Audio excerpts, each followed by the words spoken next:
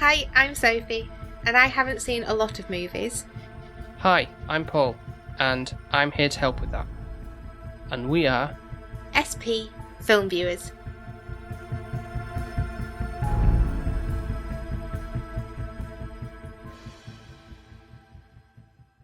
It's that time of year again. No, it's not.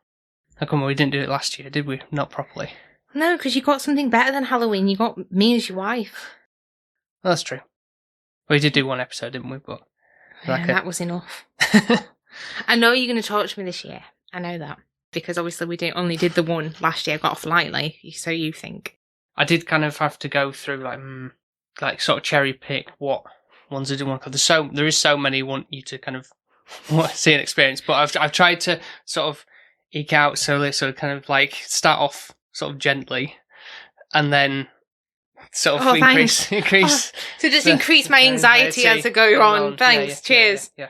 But I'm quite looking forward to like what I've kind of decided to do. But obviously, one of those will be a Patreon pick, so they'll think. But yeah. But the first film we're going to be covering is 1973's The Wicker Man, which is like a folk horror film, and he's also in some way a musical, in a very loose, broad sense. I was literally going to say the F word then when you said that. I'm like, are you actually kidding me? Don't even compare musicals, because you know my standards of musicals, Paul. I don't think of like Anna and the Apocalypse. It's not like that kind of horror. It's not a musical then, is it? So don't even put it under that. Is the Wicker Man going to get out and do a little dance and tap slides and sing? No. Jazz hands. No. Do you know anything that when I say that, no. Wicker Man, what that means? Or well, he's a wooden man. Wicker is wood. Man is man. Yeah. Does he get set alight? I don't know. It's a bonfire night. No, it's not bonfire night, no. It takes place in summer. What? So I don't even get any pumpkins or orange leaves in this? No. What the hell?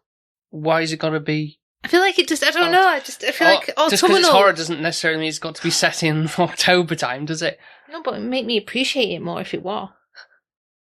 I don't know how you'll take this as being... I wouldn't say this is like super scary or anything like that. Your level of scariness may vary on like how you approach the film or what you take from it by the end of it. But if there's ghosts and other things, well then... there's no ghosts. If it's just the Wicker Man, I don't think I'm going to be that scared of a wooden man. No, it's... well, I don't know. We'll see how we go by the end of it, but... Is he going to come and kill me? No, it's not like a figure that comes creeping like from the shadows, if that's what you mean, or anything like that. Feeling alright then, at the moment. Yeah. I could just burn him if he came at me, so... He definitely isn't going to come at you. Or anybody. But... Well, what's the monster then? What's the bad thing in this horror film if it's not the Wicker Man? Is it the humans? Man. The actual man, not the Wicker Man, man. Feels like a Beauty and the Beast kind of thing this does, just a bit more gory. That's like the Beast is not actually bad. Have I just spoiled your film in a nutshell? No. So I'll read you the synopsis and maybe it'll... Instead of me making it up by myself. Yeah. So, a Puritan police sergeant arrives in a Scottish island village in search of a missing girl, who the pagan locals claim never existed. What, the girl never existed? That's what the locals claim, yeah. You just said there was nothing ghostly about it. Well, there isn't. There's no... Okay. Yeah. Fair enough. No. It's alright, I guess. Yeah, so I don't know. I don't think you're going to be like absolutely terrified from this one, but for the story perspective of how it plays out, I'm interested to know your thoughts on it, really. That's why I kind of started with this one. Well, you've seen this one, haven't you? Oh, yeah, many times, yeah. I feel like all Halloween you should just see them all. Oh, yeah, sorry. Yeah, I should preface that. That's the plan with all these. Yeah, they're all going to be films that... I've seen before, because if I went in something I'd have no idea, and then you'll give me a dead arm or something. Or, why'd you make me watch that? Because no, of course I wouldn't do that to you. Thank you, I appreciate it. Yeah. But no, as I say, I'm excited to gauge your thoughts on this one. So, yeah, I don't know. I can't say I'm excited, but I'll see how I feel when I get there. Yeah. So we'll be back with Sophie's thoughts on The Wicker Man.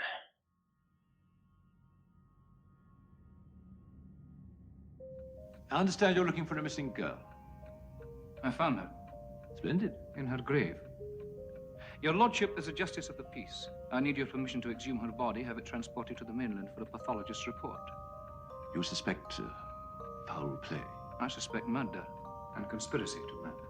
In that case, you must go ahead. Your lordship seems strangely unconcerned. I'm confident your suspicions are wrong, Sergeant. We don't commit murder up here. We're a deeply religious people. Religious? With ruined churches. No ministers, no priests. And children dancing naked.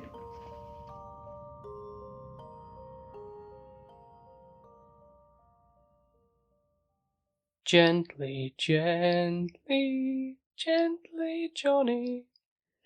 Gently, Johnny. I just... We're back from watching The Wicker Man. So I say, where about the musical element? Do you agree? Yeah, I'll give you it. You said that you had that Gently Johnny song stuck in your head, and I'm thinking, what, because you like it, or because it's somewhat catchy, and it's like a folk kind of vibe, and obviously like a lot of the songs in it are of that. Yeah, and it's all about sex. Pretty much. Sort of like Celtic sort of vibe to it. So it's definitely, you can tell it's set in the 70s with the hippy dippy, love, yeah, having sex in fields and all of that, and just. I just don't actually know what I watched. First and foremost, you weren't scared. No, there's nothing scary in it. I think you actually wasted it. I'm calling you bluff now. I don't. But yeah, it was fine. There was no Wicker Man until the end. That pissed me off too. I was like, "Where's the Wicker Man?" I think I created a better story in my head than actually what I watched. And that was? I don't know. There was this tree man killing off people. Yeah. Like a werewolf type thing in the dead of night. Yeah, something like that. Or there were many tree people and they were living in the forest in Scotland, and I don't know, like I said, Beauty and the Beast kind of vibes I was getting until, like in Being the Beast in the castle, this tree man is not doing really anything wrong, but the people are being... Oh, right. Okay, yeah, no, it wasn't that at all. No, it wasn't. No. So I don't really know what this was. So I think for a lot of people, the horror element comes into the sort of like the unsettling vibe of where its location, because like all these people spinning these stories of like information about to this police officer, Sergeant Howie, who comes in from the mainland to investigate missing child, and they're like, oh no, I don't know, we've never seen her before, and then some people say, oh yeah, I know her, and things like, well, where is it? Oh, she's dead in the ground, or she's part of the earth now. And it is unsettling, like I'll give it that. Like, it's quite, like, the characters... And all, like I say, like, the images, like, singing about, even the kids are singing about... Yeah, and it's cult, pretty much. Yeah. I do think it's one of those where you could watch it at any time, though it wouldn't make a difference, like, it wouldn't need to be Halloween special or anything. Not necessarily, no. Because I say, like, most of the time it's set in the daytime, it's not like a night-time, like, horrors in a sense, really. No, and nothing scary is coming out to get you, it's just pretty much the sinisterness of the people. Yeah, of the village, yeah. How a close-knit community like that can be a bit awful, really, to be fair. I always wanted to live in, like, a little island but then I think everybody knows your business, and I'm somewhat a bit of a recluse, I think, where I just don't want people knowing everything, and that's what that is, isn't it? You couldn't go around the street without somebody noticing that where you were going exactly, like curtain twitching or... Yeah, like if you just put your bins out, then you'd be talking to somebody because you've got your next door neighbour or whatever. So close. Don't get me wrong, like, we get on with our neighbours, I'm not awful, I love my neighbours, but at the same time, they give you that space, whereas I feel like in this little town village... Yeah, everyone's like down at the pub or doing it in a field or whatever, yeah. Yeah, and then you've got the pub's landlady's daughter. Landlord's daughter, another... like a well, that's the first one, isn't it? Where they start singing, I think, and I'm like looking at you, thinking, what something else? Yeah, if you think of something like Beauty and the Beast, we obviously like the Gaston song where like all characters chime in and just pop their heads in. And it's weird because it's like you don't anticipate that with the eeriness of the film, and then they just break into song. It's all of this is really weird for me. Like every bit I watch, I'm like, it's just weird. And unsettling, yeah. Yeah, and it's just strange. In an odd and it's, sense, yeah. It just shows what religion and cults and crap like that are, basically. It's all shit in your head, isn't it? It's how you perceive it, I suppose. It's like human sacrifice. Mm-hmm. I think that's a load of rubbish. Like, I really do. I know many people back in the day believed in it, and some people still nowadays believe in it. I've never really thought that that's been a thing where it will, like, there's a god and you've got to sacrifice something. I feel like sacrifices should be done in life, where you might sacrifice something that you want or you do or something like that, but you don't have to actually murder somebody. Yeah, it's all ritualistic nonsense, really, that kind of just, those people have that, some people have those beliefs still, and that's how, if they, it's not saying that condoning it as such, but especially in, like, you know, in tribal cultures of that, you know, like, say, deep in, I don't know, the Amazon jungle or something or whatever, and there's like sort of like sacrificing a pig or something for. At least it's a pig. It's not a it's not a person. I don't know, but you know, yeah, no, people murder is not. Yeah, that's a no. But yeah, I'm glad we clarified that part. Yeah. But in terms of horror films, though, that seems as like a. Again, it's like, oh, you can't be doing this. Is murder? You're doing murder here, kind of thing. But and then the scariness of the fact that people just don't blink an eyelid. Yeah, that's the scary part, because they've just got no morals on the whole situation. Just thinking, you know, it's a bit like from Hot Fuzz, you know, the greater good. Yeah, you know, and just doing it to keep the townsfolk kind of like happy, and it's like, oh, we got to be the best town in that film, and so they'll go at any great length to keep it that way. And so, it's like the Finger one as well, a little bit, you know, with, was it Brad Pitt and Mad Eye Moody, and they were in like the Highlands or something, and he, every time he didn't want to be friends with whoever, he chopped his finger off. Sorry, Colin Farrell. Oh yeah, not yeah. Brad Pitt. I don't know if they've ever worked in a film together, but yeah, it feels like a little bit not as sinister, but just more like that dark kind of. That was like a dark comedy, yeah. Yeah, and that's kind of what this feels like. It's going for a little bit with there is some form of comedy. Do you find comedy in it? Yeah, there is. I don't mean I laugh. Can you give us an example of what comedy elements? Do you not think there is? Well, like when they're breaking into song, isn't that meant to be funny?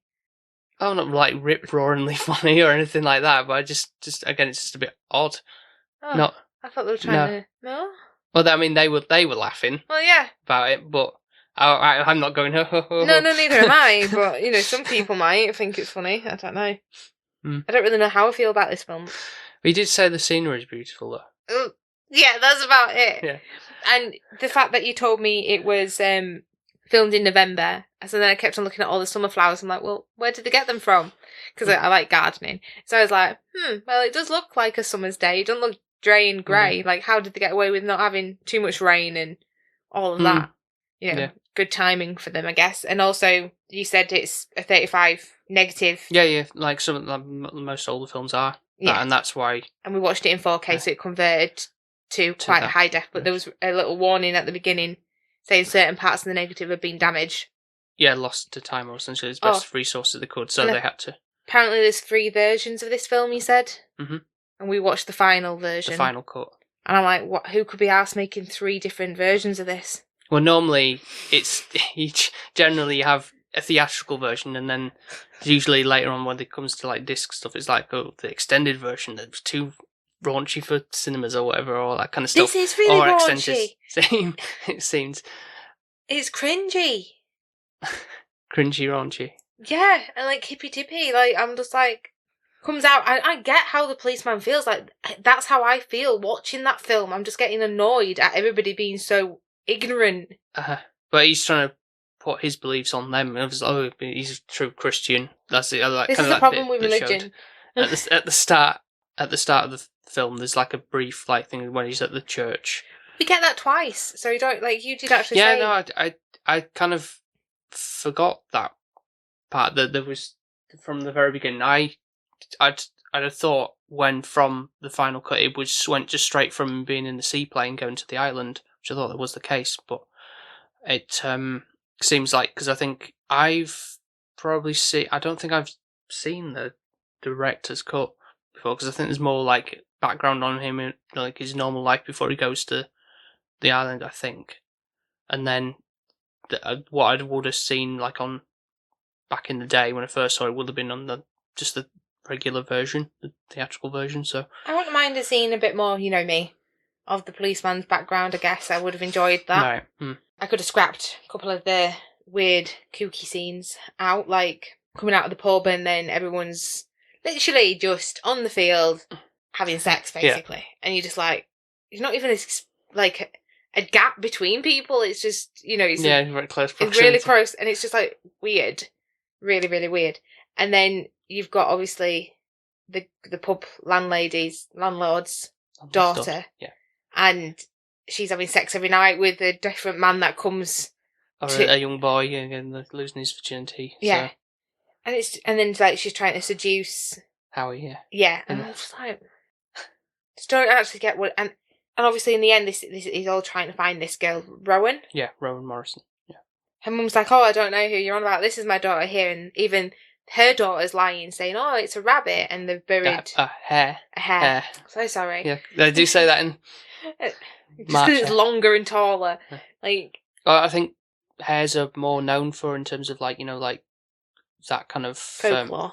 Folklore and pagan ritual kind of thing, just for whatever reason. And she's even saying like, oh no, it's she likes frolicking around in the fields, and so she's even been I don't know, brainwashed. I just feel like all of them are literally the just kids brainwashed. In school, and when Howie comes into the classroom, and it's like, oh, what's the teacher's teaching them, like, what's the maypole represent?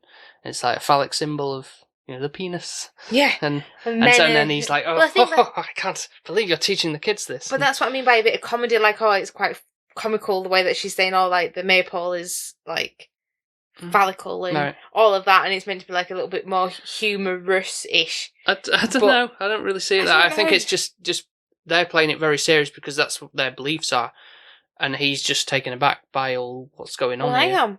I'm exactly like how the policeman feels. Yeah. I'm like, what the actual hell?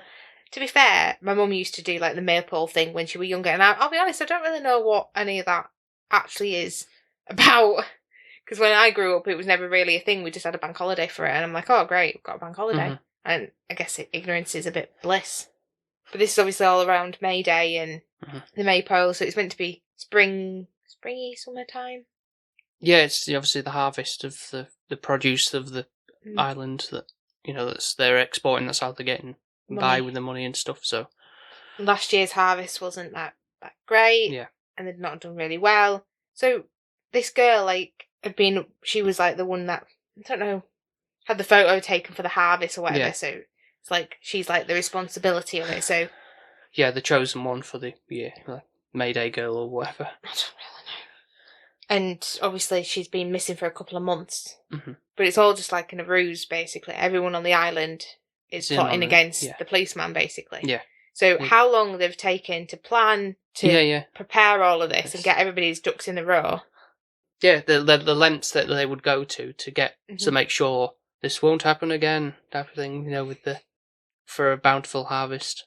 Not meaning it to be a really cynical or awful way, but harvests depend on the weather. It depends on, and I know you think, oh, well, God does the weather and all of that, but it's global warming, shit happens. I don't think that. I think it's just, elements, really. It's not a man in the sky doing anything to think, but I don't think Zeus is up there with his thundercloud and that's what people believe back in like the mythology of Greek mythology and stuff. That's what they thought the thunderstorms were. They were gods. That's the only way they could explain things. Yeah, like, there must be some giant deity up there. So when it rains, is somebody crying? Yeah, or just angry or whatever. Yeah, yeah. What about when it snows? Dandruff. I don't know. Feeling frosty.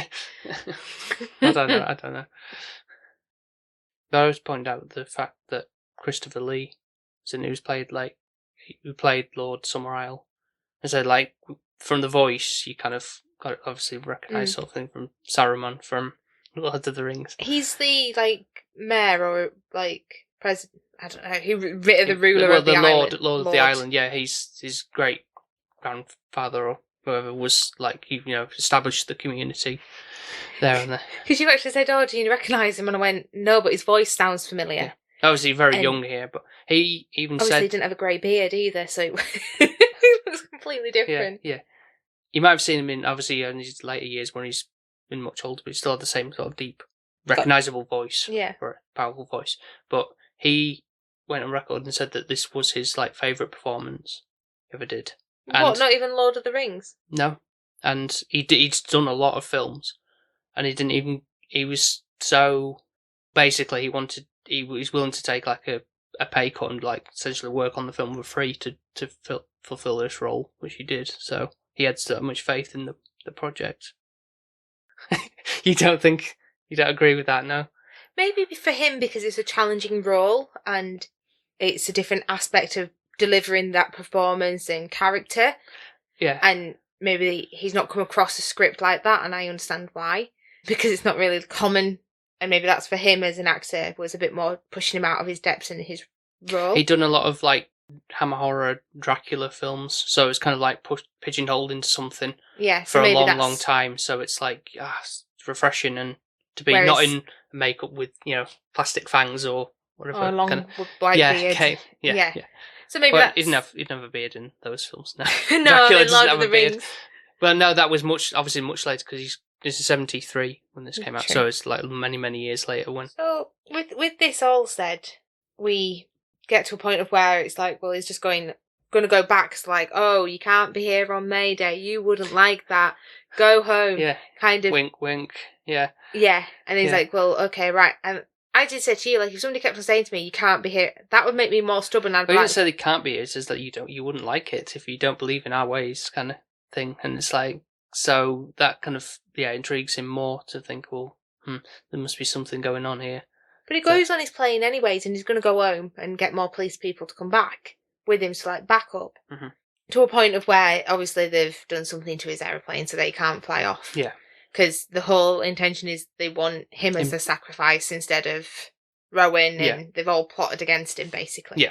They've sent the letter out. They know what they've done. They've literally sent it out to the city saying, oh, this girl's missing on our island, just to lure new people to get there, because I can imagine not many people go and visit. No, because it's quite a long way. Even one of the boatmen is like, oh, someone can take you back, but it'll take you a week. So it's not a short journey across it's quite a distance. That's why it's like a seaplane, just to cover the distance. Can't get a train or anything because it's just like it's an island, so it's true. Very remote.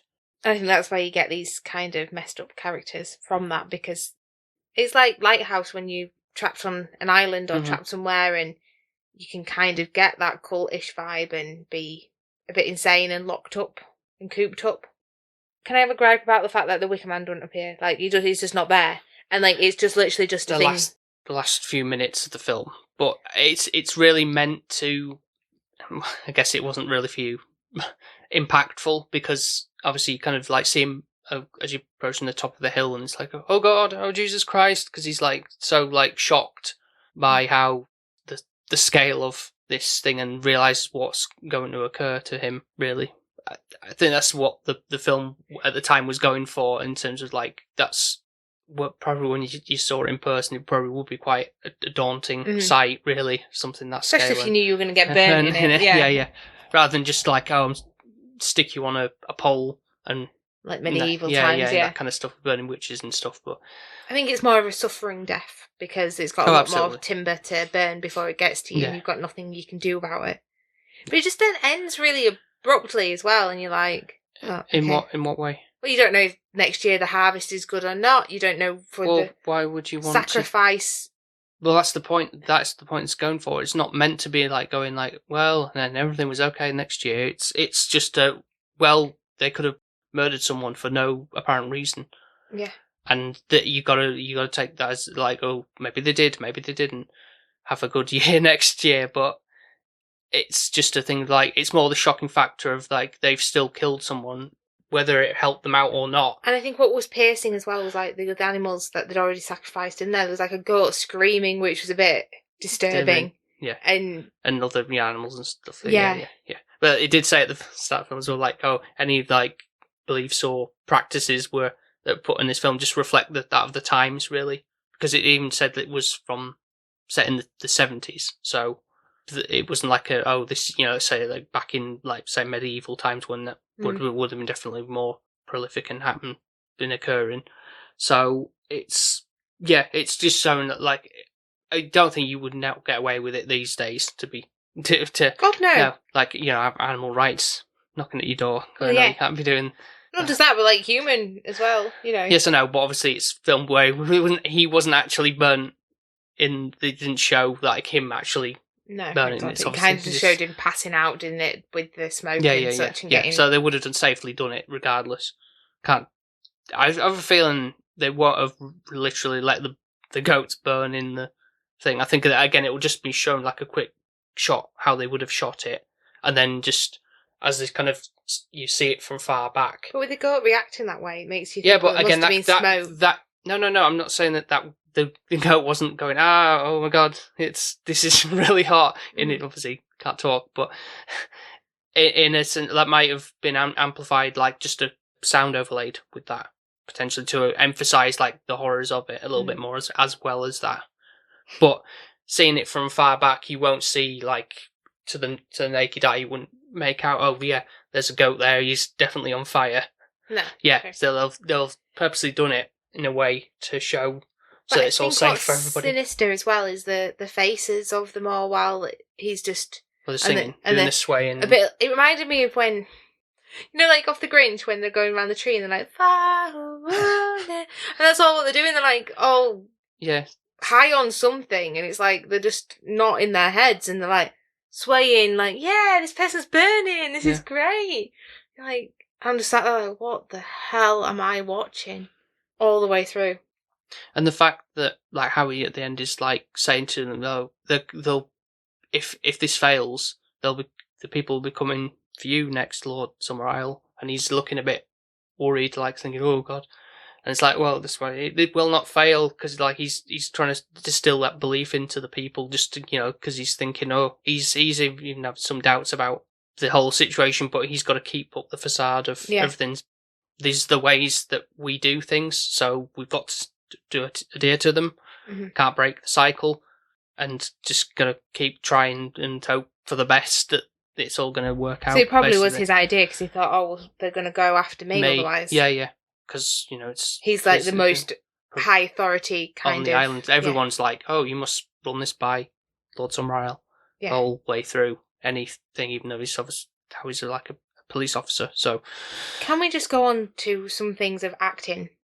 So within this, I feel like the policeman, is all right. He's not like the weakest actor.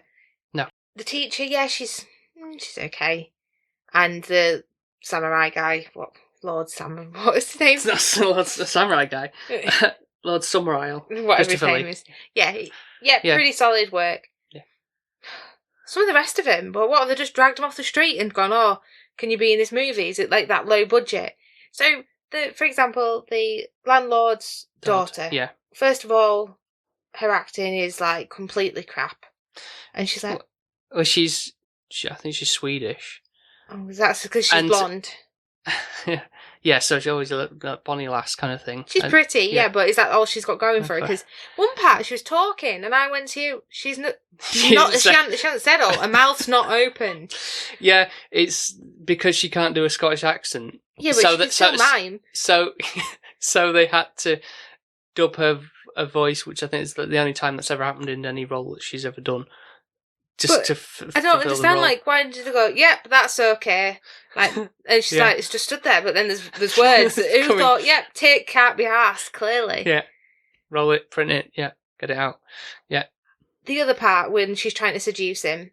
Howie, doing the banging on the door and singing I think it's called Willow's Song.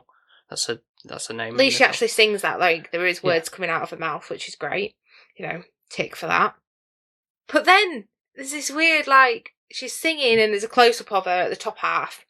And then she does this weird body shake where her hair grows dramatically. Yeah. And then you're like, she's got a bit of an ass on her there. That's not her body. And it's jiggling everywhere. Yeah, that was also something else that was put in the disclosure for her. It's like, I'm alright being shot above, which, if you're okay with seeing your breasts, why can't you see your ass? Clearly So- she didn't have one. That's so- all I can think. So they had to get someone else to fulfill that role where Like, she see the backside of her. That's literally. fine. Like, I feel like that would be... Like, I understand, like, you down area, like, your nether regions is a bit of a... From the front. Yeah, Yeah, I get that. yeah, It's like a... Yeah. No. But if you're showing your top half, then what's wrong with your bottom half? Yeah. Unless she didn't think her bum was up to scratch and she was insecure about it. That's all I can think. Mm. Because this woman had an ass. Yeah. She did. And I'm pretty sure she didn't have that much of a big bottom, did the actual main lead. Yeah. And it just seemed a bit weird because, like, when she was... You could actually see her face in one of the shots that they did because of where she was doing that. Yeah. And you're like, well, that's clearly not the same person. So, like, continuary in this. But this happens a lot in films sometimes. Like, I know people have stunt doubles because obviously if they get injured, the main actor or whatever, then Yeah. unless you're Tom Cruise, where you just go mental and just be like, I'm doing my own stunts. Well, that's because it's amazing. But yes, you do get those glimpses sometimes, and I think it happened in like Jurassic Park one time where the girl Lex, when she like near the back end of the film, when she climbing up from the raptors, and she kind of looked up, she wasn't supposed to, so they had to superimpose her face on this stunt doubles. Really? Because they're like, oh well, that looks weird. Because that's, you can clearly see that's not her doing that. In that so things like that. But yeah, But sometimes it's hard to not. That's more fair enough. It's not a vanity thing. Like, Yeah. I remember Joey off Friends in one of the seasons. He's like a butt double or something. So he's literally like some man's in a shower, and he's Al Pacino, yeah. the bum for him, basically. Right. Yeah. So it probably is done. More than we think. No, definitely is. But that's your example of that. But also at the same time, I feel like they could have put a bit more effort into how it was done. Whoever's edited this as the final edit, and there's 3 versions of it. I think that will have been in the very first version, regardless. I thought maybe we'd have to take that take again if that were me. Sometimes and maybe put a wig on her to make her hair shorter. It's the different thickness as well.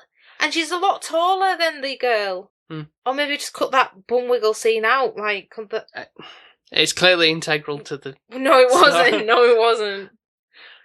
To show that he was, like, you know, resisting temptation of... Yeah, but she could have done the knocking and singing and all of that and shaped from the top. Yeah. Just saying. So I feel like, yeah, acting was a bit... Storylines there, somewhat. It's clever once that you get to the end and you kind of think, oh, well, they've actually thought it through. So. What about the part where they're doing like the chop with the swords? You know, like everyone's walking through. Oh yeah, I actually thought they chopped somebody's head off at that point. Yeah, I did. Yeah, because I'm gullible. But actually, it was the way that your costume is. It was one of the kids. Yeah, so it was all right. Yeah. So again, that sort of tension build, because especially as he's watching at that point know. he's dressed as Punch, which is the fool essentially. For him to be, you know, this is all part of the cause that he ended up being cast as in that role for this ceremony on May Day, and so that he was like, oh, I've got to go through this, and thinking, oh, God, I'm going to get my head chopped off. They know it's me, but yeah, delay. But also, I think they all planned this out, that they wanted him to take on that role and to do that and to save the girl, and they've planned every single step so that they could sacrifice. So him. in that sense, it's quite scary how meticulous they were with it all. They don't have anything else on their hands, do they, really? Not much going on, so I guess they have time to plan it. I suppose, yeah. Did you like any of the songs in it, really? Even just the... I think if I didn't have the film behind it, yeah. Like if I What do you mean? If I was like you've got the soundtrack, listen. But I think I would enjoy it, but just the fact of it being played against whatever scene on the film. Yeah, you feel like you separate it. It's not like going, oh, I remember this song from Lion King or Beauty and the Beast or whatever. Yeah. And think you see the scene where you could go like, yeah, that's just like a folk song, and there's you detach yourself from that essentially without it having any correlation. Yeah. Yeah. Then I think I'd appreciate it. That's, I could say the same as well with that. Essentially, you wouldn't necessarily have to think of it that way. You could enjoy the soundtrack or some of the songs from it, and they could be from just any folk artist or whatever. No, that'd be fine. Yeah, okay. So with the whole belief thing, obviously there's more like they're more about reincarnation of a resurrection, you know, like the Christ. Yeah, Christ. and weirdly, this is a bit that kind of does annoy me. Because I do believe in reincarnation. I do think that's something that we die and then we will come back again and have another life as a different form. So I would say your soul can be reincarnated into like a newborn baby or whatever. I don't think we're just this person and we go to heaven and that's it. I feel like there's a lot of stuff we need to learn and grow and develop until we get to that point. And I do probably think, you start off as an insect and you go back and forth, because what would be the point otherwise? Okay. But I still don't agree with any of the other stuff that's gone on. Yeah, the lengths that they go through to get for that. Yeah. If anything, I think they'll be coming back as a worse animal than a human. That's how he I think anyway. But again, he's trying to push his Christian beliefs on it and just like the good. Which he can't. If they've got their own beliefs, then it's you can't really push your own on them. Mm-hmm. I like that also. Noticed this time as well. I've maybe forgotten about because it's just a small thing, but the fact that so you like doing the old wives' tale about frog in your throat to clear a sore throat. I did write that down. Yeah. It's like pop it in and then they just take away your sore throat away. It's got the croak now. Yeah. That kind of all that kind of stuff. That's it's all in your head, isn't it? Yeah. It's all mind over matter. Mm-hmm. Also, the other bit, the fact that how he's like so shocked and appalled of especially like the ruined church and everything, and he makes that sort of like makeshift crucifix in the thing. He breaks up some timber and because there's a woman who's like sat there breastfeeding and whatever and this thing, and just like a little disregard to this what's supposed to be like a religious place. Yeah, but I thought as well because he didn't have a headstone. I didn't know if that's what he was trying to do for that grave because it had apples and everything. Yeah. I think it's just disregard for all that kind of stuff. That's like for him, it's well, especially since like every time they are passing away, they plant a tree because they think, and they put like a weird bit of your body hanging off the tree. Yeah. And I think that's like their reincarnation, kind of like, you could come back as. And I do think technically it does make sense. Like when you die, you get buried or you get scattered. You're in the soil, in the ground. You are yeah. part of nature. You come back to being part of Earth, basically. Yeah. So in that respect, I get it. But I actually thought as well at one point, you're gonna laugh at me. Maybe she's a tree, like because they buried her. What did you say? It's a rowan tree. Yeah. And I thought maybe this girl was going to be the Wicker. But then I was like, wait a minute, it's a woman, so it can't... Wicker woman. And she was going to grow out of the ground as a tree. And... I think you're overthinking things in a sense, and certainly for the time, not to say they didn't mean to do special effects like that, I don't know how that would come across. I didn't know how old the film was at that point, but I was like... Because it's yeah. I don't know. Yeah. I was anticipating a lot more, Paul. No. Anyways. Well, sorry, certainly the fact it wasn't a scary one, so it's kind of in a sigh of relief for you in a sense. But I still didn't like it. I didn't love it. Okay, then. So let's go to the score. What's your score then? It's hard to say for this, isn't it? Because it's like there's certain parts. So weak acting, good storyline of thinking it through, but then also not being really thoughtful with it because can't be asked letting a woman speak or moving her mouth when she's speaking, unless she's a ventriloquist. Your casting choices, you mean? Yeah. Yeah, and then ventriloquist. Yeah. I'm just gonna put sex, like I'm just gonna say sex scenes, just that, just too much. Too much, man. I'm not a prude, but I don't need wacko, hippy dippy vibes. Like, I think I wouldn't have appreciated the 70s. I wouldn't have been. You've been a square, yeah. I don't know what that even means, but yeah.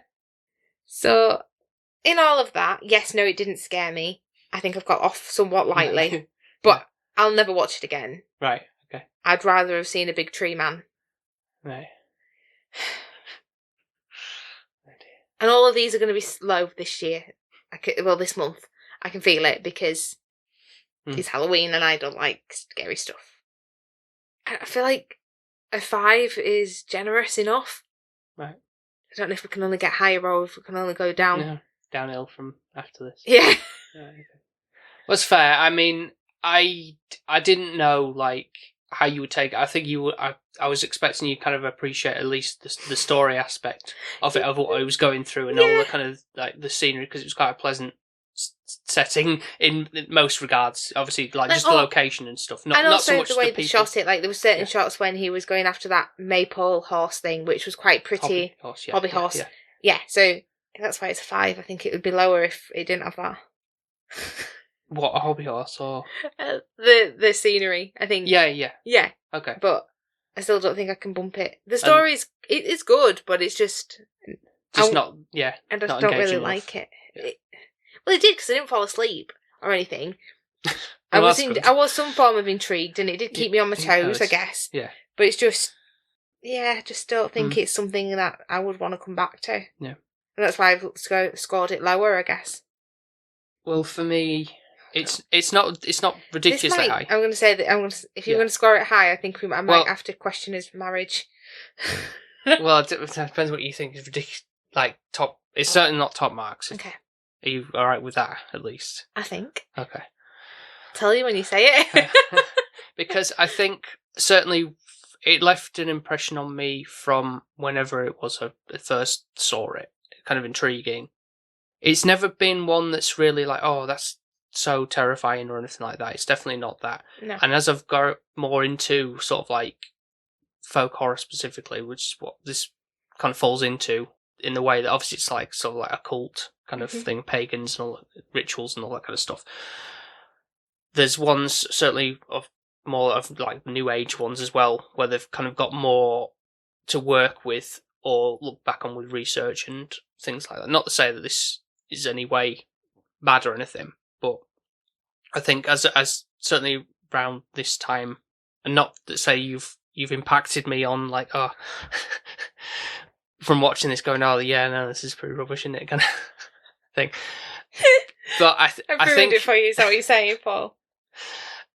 I'll put it at an 8 because I think it still works as from a story point perspective of what goes on in it.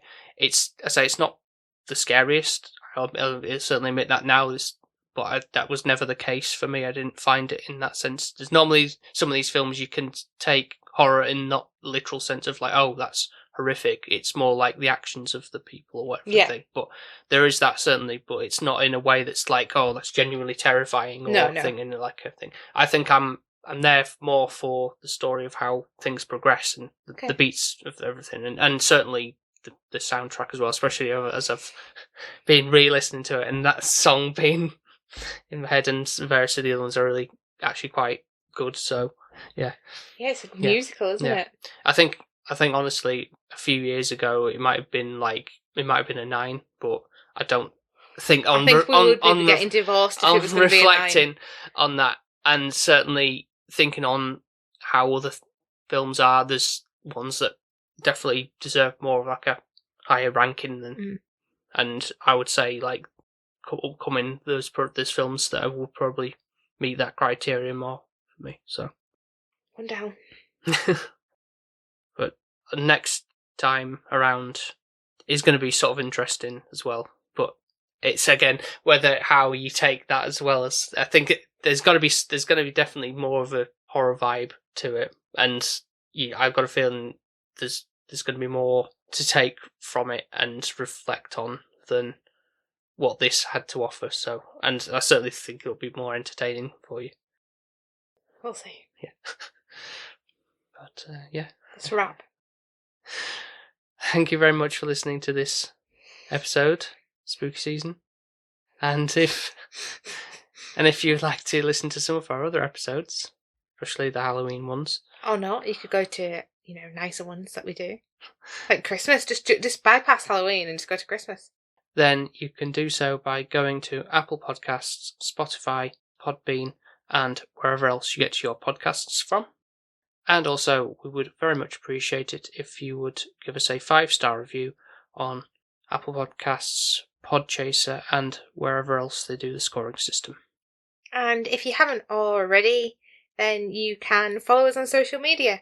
So you can find us under the handle SP_filmviewers on TikTok, Threads, Instagram, and Twitter. And also, if you go now and have a look, you'll see all those pumpkin picking things that we did at the weekend. Which is really exciting. Yeah, it was a lot of fun. It was. Oh, my arms are aching though. She also picked the biggest pumpkin in the world. You got to be proud of me for that though, right? Oh, yeah. Yeah. Embracing it. Yeah, to say it was muddy. I thought you weren't going to love it at all. And lastly and not least, we've got the wonderful Patreons. We have. So we've got 9 in total. We've got, obviously, our friend Jones, who absolutely loves anything Halloween. He's going to be revelling in the fact that I'm feeling uncomfortable, and he'll be loving every episode. Hopefully, yeah. I think he will, because he likes the fact that I just hate everything. So if you want to follow him, he's under the handle Weight Loss Jonesy on Instagram. You've also got Emma, which is his partner. So she's on Instagram too. You can find her under the handle Emma_Hayton. They've got a little doggy, haven't they, now? Lenny. Little Jack Russell. Oh, it reminds me of when George was a baby. You didn't get to see that, No, I did you? didn't. No. I think you would be cooing over him if you did. Yeah. Yeah, the mummy and daddy now. And speaking of people who also got new puppy, we've got Alex and Shani. And Alex is under the handle Desperately Seeking Username on Instagram. And Shani is SDOG on Instagram. Yeah, they've got a lovely little doggy as well, haven't they, called Luna? Mm-hmm. I always think of Luna Lovegood. That's where it pops into my head. Also got our friend Gren, who goes by cgren_draw on Instagram. And we have Nico from the Good, the Bad and the Weird podcast. And won't be long before we're actually guesting on their show in this spooky season. So. Oh yeah, thanks for that, guys. You know, you couldn't just throw Sophie another one. So technically we've got 5, haven't I? Yeah, that's another folk horror. But... Any other people that invite us for any Halloween things, I'm just going to decline. And Paul, I'll send Paul. I'm all up for. Oh yeah, you are. For talking about it. So if anyone does, then just holler at you. Is that what you're saying? Yeah. And then we've got his good old trustees. So we've got Mark from 100 Things to Learn from Phil. And then we've got Ben from Film Vloggers. Still some brilliant podcasts going strong, so go and check them out. And lastly, but not least, my wonderful mum, who hopefully when it comes to the Patreon pick will be on my side. So, if you want your name shouted out every episode and would like the opportunity to pick a movie for us once a month, then all you need to do is go to patreon.com/spfilmviewers, and for as little as £1 or $1.50 a month, you get those perks and privileges, and really helps us out. It does, and it gives us a lot of fun when we do his Patreon pick with the scoring. So yeah, nice to have people involved, and shows that they're supporting us and interested in what we're doing. Exactly, yeah. Not just rambling to each other for an hour for no reason. So, very much looking forward to the next episodes and sequential ones, but yeah, that's it for now. Stop smiling, you. I can't wait until Christmas comes. I think we should have 2 months of Christmas now.